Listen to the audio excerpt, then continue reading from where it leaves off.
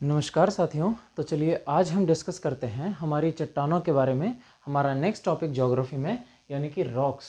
तो रॉक्स की स्टडी को हम क्या कहते हैं?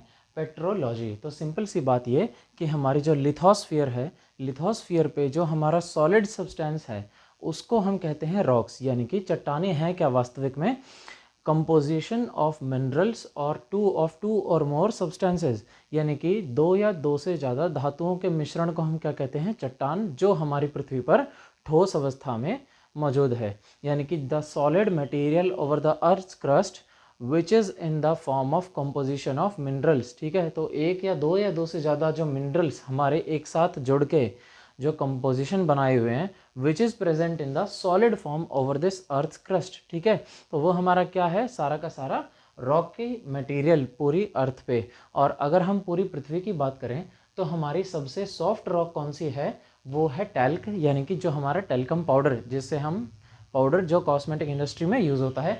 दूसरा हमारा जो हार्डेस्ट सब्सटेंस है on the earth at present which is found is Zircon. Diamond से भी हार्ड हमारा क्या है? Zircon, which is the hardest substance ever. ये हमारी एक नेचुरली अवेलेबल रॉक है। इसके एग्जांपल्स हमारे ऑस्ट्रेलिया में पहाड़ हैं, उनमें पाए जाते हैं। वो हम बाद में चर्चा करेंगे विश्व भूगोल में। तो जो हमारी रॉक्स की स्टडी है उसको हम क्या कहते हैं? पेट्रोलॉजी। और जो इनके कलर और कॉम्पोजिशंस, यानी कि जो रंग और संरचना है उनके बारे में जो अध्ययन है उसको कहते हैं, विषय को, मिनरलॉजी। तो मिनरलॉजी और पेट्रोलॉजी ये अलग अलग चीज़ हैं। जो चट्टानों का अध्ययन है उसको कहते हैं हम पेट्रोलॉजी। आइए देखते हैं हम। हमारी चट्टानें तीन प्रकार की होती हैं। सबसे पहली आग्नेय चट्टानें, उसके बाद अवसादी, और तीसरी हमारी रूपांतरित। तो अवसादी हमारी कौन सी हैं? जिसमें अवसाद जमा होते हैं, जो कहलाती हैं सेडिमेंट्री रॉक्स। मेटामॉर्फिक यानी कि रूपांतरित या फिर कायांतरित चट्टानें। और प्राथमिक हमारी कौन सी हैं? पहली चट्टानें आग्नेय। ये इग्नियस रॉक्स हमारी कब बनी थी? यानी कि आग्नेय चट्टानें जब हमारे पृथ्वी का शीतलन हुआ था, अर्थ जब कूल डाउन हुई थी, उस टाइम पर जो रॉक्स फॉर्म हुई पहली बार, वो कौन सी थी? Igneous rocks. उसके बाद इसलिए इनको कहा जाता है हमारी primary rocks. These are rocks which are found when the earth was cooling down. उसके बाद जब मैग्मा इरप्शन हुआ, मैग्मा इरप्शन के बाद लावा जब हमारा लेयर्स में डिपॉजिट हुआ, तो वो हमारा क्या था? Sediments by sediment, layer by layer deposit हुआ। तो उनको कहते हैं हम सेकेंडरी रॉक्स, जो हमारी सेडिमेंट्री हैं। नेक्स्ट हमारी मेटामॉर्फिक।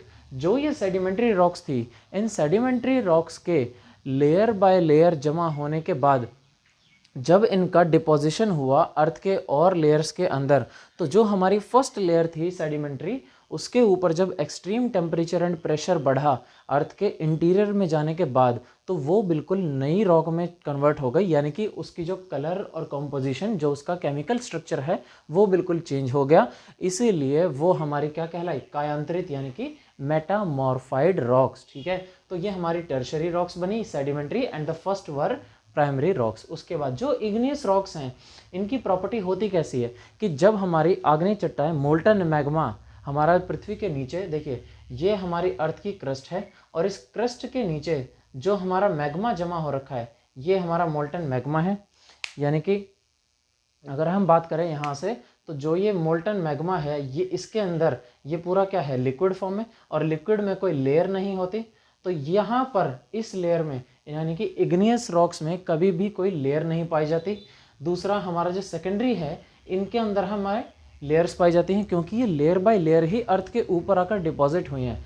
तो जब लिक्विड में कोई लेयर नहीं बनी, और ये लेयर हमारी कभी इस पर ऑक्सीजन पहुंची यहाँ से अर्थ के एटमॉस्फेयर से, यहाँ एटमॉस्फेयर से कोई गैप बना, और यहाँ पर एटमॉस्फेयर की हवा, ऑक्सीजन यहाँ पहुँच गई। ऑक्सीजन में जब ये हमारा मैग्मा ठंडा हो गया, तो यहाँ पर कैसे कलर की रॉक्स बनेंगी? रेड कलर की, क्योंकि मैग्मा यहाँ पर जलता हुआ किस कलर का था? लाल रंग का। तो मैग्मा के जमा होने से, यानी कि जब हमारा अर्थ के नीचे था कौन सा? मैग्मा, इस मैग्मा के जमा होने से क्या बनी? रेड कलर की रॉक्स। ये रेड कलर की रॉक्स हमारी क्या हैं? Igneous rocks. और इनका मैग्मा के फ्रीज होने से जो एग्जाम्पल बना, वो कौन सा था? ग्रेनाइट चट्टानें। यानी कि granite rocks are an example of, ये किसका उदाहरण है? आग्नेय इग्नियस रॉक्स का। और इन ग्रेनाइट रॉक्स के टूटने के बाद जो हमारी सॉइल बनेगी, वो कौन सी कहलाएगी? Red soil. ठीक है, तो रेड सॉइल हमारी किसकी वजह से बनती है? जब मैग्मा हमारा अपनी ओरिजिनल कलर में जमा हो जाता है, यानी कि रिडक्शन रिएक्शन होता है इसका, और कम ऑक्सीजन में, यहाँ पर पृथ्वी के नीचे क्या है, ऑक्सीजन का लेवल बहुत कम, तो ऑक्सीजन की कम मात्रा में जब हमारा मैग्मा ठंडा हो जाता है तो हमारी लाल मृदाएं बनती हैं। किसके टूटने से? ग्रेनाइट चट्टानों के टूटने से। तो ग्रेनाइट रॉक किसका एग्जाम्पल हो गई? इग्नियस रॉक का। नेक्स्ट हमारी इसका एग्जाम्पल कौन सा है? फेल्सपर चट्टानें, ठीक है, जो पृथ्वी के शीतलन के दौरान पृथ्वी में सबसे ज़्यादा मात्रा में पाई जाती हैं। आज भी सबसे ज़्यादा जो मिनरल पाया जाता है अर्थ में वो कौन सा है? फेल्सपर, ठीक है।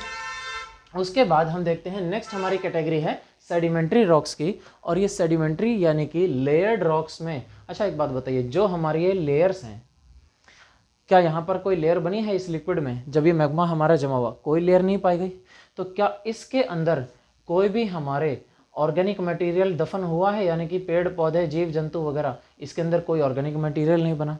ऑर्गेनिक मटेरियल नहीं है तो इन रॉक्स के अंदर कार्बन नहीं मिलेगा। कार्बन नहीं मिलने की वजह से इन ग्रेनाइट चट्टानों के, फेल्सपर चट्टानों के यानी कि इग्नियस रॉक्स के अंदर क्या पाया जाएगा? सिर्फ हमारे जिनको हाई टेम्परेचर और प्रेशर चाहिए, और हाई टेम्परेचर और प्रेशर में हमारे कौन से मिनरल्स मिलते हैं? मेटालिक मिनरल्स यानी कि धातुएं। तो जो मेटालिक और नॉन मेटालिक मिनरल्स हैं वो हमारे कहाँ मिलते हैं? इग्नियस रॉक्स के नीचे। वहीं पर जो ये सेकेंडरी रॉक्स हैं यानी कि लेयर्ड, जब ये लेयर बाय लेयर जमा हुई तो वनस्पतियाँ, जीव जंतु और सब इनके नीचे दफन हुए। जब ज्वालामुखी फैलता है पूरे पैमाने पर तो वो जंगलों को अपनी चपेट में लेते हुए जाता है।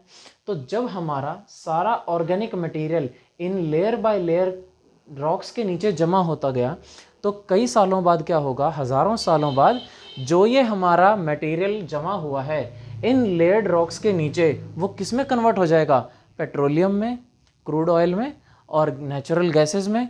तो जो भी हमारा यहाँ पर सेकेंडरी लेयर हैं, जो सेकेंडरी रॉक्स हैं, इन अवसादी चट्टानों के नीचे हमारे क्या पाए जाते हैं? जीवाश्म ईंधन, ठीक है। तो यहाँ पर क्या पाए जाते हैं? जीवाश्म ईंधन यानी कि फॉसिल फ्यूल्स। तो फॉसिल फ्यूल हमारे कहाँ मिलते हैं? सेकेंडरी यानी जो हमारी लेयर्ड रॉक्स हैं, ठीक है। उसके बाद मेटामॉर्फिक रॉक्स का मतलब क्या हुआ? इनकी तो पूरी केमिकल कंपोजिशन चेंज हो चुकी थी। तो यहाँ पर इस सेडिमेंट्री रॉक्स का जब हाई टेम्परेचर और प्रेशर के कारण इनका पूरा केमिकल कंपोजिशन ही चेंज हो गई, तो इनका क्या नेचर बना कि एक नई चट्टान के रूप में उभर के आई। तो जो यहाँ पर सॉफ्ट रॉक्स थी वो यहाँ पर प्रेशर के कारण हार्ड रॉक्स में कन्वर्ट हो गई। और ये हमारे कुछ एग्जांपल्स हैं, जैसे हमारा जो चूना पत्थर होता है, लाइमस्टोन को हम क्या कहते हैं? चूना पत्थर। इससे हमारा क्या बना? संगमरमर यानी कि मार्बल हमारी क्या है? एक मेटामॉर्फिक रॉक है। उसके बाद रेत पत्थर से क्या बनता है? क्वार्ट्ज, जो आपका घड़ियों में इस्तेमाल होता है। फिर क्ले जो है, चिकनी मिट्टी एक हमारी अवसादी चट्टान है। अवसादी चट्टान के हाई प्रेशर के बनने से क्या बनी हमारी? स्लेट बिल्कुल अलग है चट्टान से, जो चिकनी मिट्टी है। उसके बाद पीट एक तरह का पत्थर होता है। पीट से जब हाई प्रेशर में जाता है और डेप्थ में हमारी क्रस्ट में, तो उससे क्या बनता है? पीट से हमारा बिटुमिनस, फिर लिग्नाइट और फिर एंथ्रासाइट, और फिर वो जब हाई प्रेशर में आता है तो हमारा एक पत्थर बनता है जिसको हम कहते हैं ग्रेफाइट। ये बहुत अच्छा कंडक्टर होता है इलेक्ट्रिसिटी का। और ग्रेफाइट देखा होगा आपने, ब्लैक कलर का होता है, बहुत सॉफ्ट होता है, सेल्स के बीच में रॉड में इस्तेमाल किया जाता है। और ग्रेफाइट भी जब हमारा एक्सट्रीम हाई प्रेशर के अंदर जाता है, टेम्परेचर बहुत बढ़ जाता है, तो वही किस में कन्वर्ट हो जाता है? डायमंड में। ग्रेफाइट से ही हमारा डायमंड बनता है, जबकि डायमंड केमिकल, अपीयरेंस, कलर, हर चीज़ में क्या है? ग्रेफाइट से बिल्कुल अलग है। तो ये हमारी सेडिमेंट्री रॉक्स मेटामॉर्फिक में, रूपांतरित चट्टानों में इस प्रकार बदली हैं। फिर जब मेटामॉर्फिक रॉक, जब वॉल्केनिक इरप्शन होता है तो ये सारी हमारी उभर कर किस में आती हैं? आग्नेय चट्टानों में। तो ये एक हमारा जो चक्र है रॉक साइकिल का वो चलता रहता है। ये हमारी रॉक्स के बारे में एक इन्फॉर्मेशन थी। अब अगर हम बात करें कि हमारी अर्थ पे सबसे ज़्यादा जो रॉक्स हैं वो कौन सी पाई जाती हैं, तो उनकी एक सीक्वेंस आपके एग्जाम्स में, हमारे एसएससी में स्पेशली ये नहीं आती हैं, बट सीडीएस वगैरह में इम्पॉर्टेंट है। वो है पहली हमारी कौन सी हो गई? फेल्सपर। दूसरी हो गई हमारी ओलिवीन। तीसरी हो गई एम्फीबोल। तुम्हारी तीसरी कौन सी हो गई? मैंगनीज। चौथी हो गई तुम्हारी एम्फीबोल और क्वार्ट्ज, ठीक है। तो ये हमारी सारी कौन सी हैं? ये इंक्रीजिंग से डिक्रीजिंग ऑर्डर में हमारी अर्थ पे पाई जाने वाली सबसे मैक्सिमम मिनरल्स, ठीक है। And minerals are the what, composition of compositions which are included in are rocks, ठीक है। तो ये हमारी सारी इन्फॉर्मेशन थी रॉक्स के बारे में। बेसिकली हमारे इससे ज़्यादा क्वेश्चंस नहीं आते हैं, बट प्राइमरी, सेकेंडरी और मेटामॉर्फिक और इनके एग्जाम्पल्स हमारे लिए इंपॉर्टेंट हैं। तो ये सब इसके बारे में था, रॉक्स के बारे में। नेक्स्ट हम सॉइल के लिए अगले चैप्टर में डिस्कस करते हैं। इसमें अगर कुछ भी डाउट हो तो please do mention in the comment section and please like share and subscribe the video, and जो चैनल है उसको सब्सक्राइब करें। Thank you.